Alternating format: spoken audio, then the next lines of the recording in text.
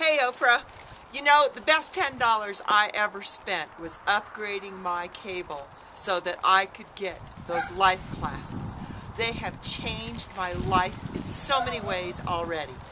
But it took food off my table, but it has been filling my soul. It just feeds my soul. And so I was shooting this video yesterday about stepping out of my box because I've become a hunger fighter. And I am touring the U.S., giving people a voice, letting them be seen and tell their stories about what it's like to endure hunger and homelessness and poverty. And I'm also documenting great solutions that are working. But I've been wanting to get socks and jackets to the Santas around the nation. And so I was working on this video yesterday, and for some reason I put in my search engine my own name, and I found out there are 25 pages of all that I've done in over 4 years of not having a regular paycheck.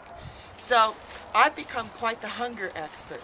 And yesterday, when I was deciding that the main thing I need to do is have faith, step out of my box, let the voices of my past go, and get kids what they need. We've got 17.2 million children living in poverty. That's 1 in 5 children. So yesterday, I'm working away on making my plan for Joy Rising, Operation Joy Rising. This is why I'm standing out here in the snow, because every day children have to leave homeless shelters because they're usually in double-purpose facilities. And this is what they're facing. Last year at Christmas, the number 1 through 6 things that Santa was asked for by children were socks, jackets, and shoes. And then they wanted food for their families. They wanted boots and jackets for their parents who were having to look for work. And they wanted to have jobs for their parents. Toys weren't anywhere on that list. Last year at Thanksgiving, they were far short of the turkeys and the food that they needed at food banks. Food banks and shelters are being forced to close right now because they can't meet the epic demands. All those foreclosures that are happening are translating to a lot of homelessness and people doubling up and not having enough money for Christmas. Our children deserve to have Christmas.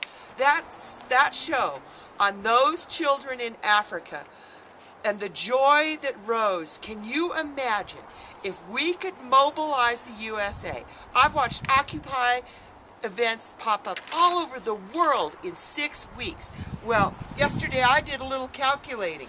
And as I was going, I realized, why should I be the only person videoing and photographing the Joy Rising? Why not involve the whole United States? And I was playing around with, in an average classroom of 25 kids, which it is now, 1 in 4 of those children are suffering hunger. That means 6 in every classroom. And 1 in 5 are enduring poverty.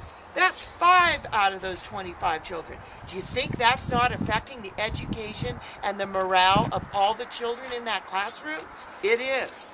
So, and last year, we found that the turkeys were shortage. The red kettles, they were 30% less than ever before. In Denver, they were 48% less. In Denver, on November 10th, they still needed 6,000 turkeys. That's just one food pantry out of over 62,000. And we know that in 2008, the wealthy giving was down 15%, and in 2009, it was down 35%. So I got thinking, why couldn't all these corporations who have some record profits going, and why couldn't I ask all of these different people to step up? But then I got thinking about how grand it would be to have all of the U.S., heck, all of the world mobilize, to have Operation Pound Off Joy Rising, so that everybody around the world, we could mobilize. And Oprah, this is where you come in. And this is where I learn how to ask, will you help me pull off Operation Joy Rising? Because you have all the cool friends. You have the social media gurus, the media contacts, you know the corporations that could step up and donate socks, jackets, shoes, a toy, so they have a toy, backpacks, maybe fleece blankets like this, so the kids that are homeless have something warm to put over them. I mean, and we could get the grocery chains involved and get them to donate food certificates for these families. We can get major organizations, churches, schools, everybody mobilized so that we can identify who these kids are and get them their presents by the time their holidays happen. See, Hanukkah happens in 30 days, Nalda happens in 48 days, Christmas is in 50 days, and Kwanzaa is in 51 days. So I want to see us get these people, get these kids and their families taken care of. Those parents are suffering beyond measure the guilt and the anguish of not being able to provide their children Christmas.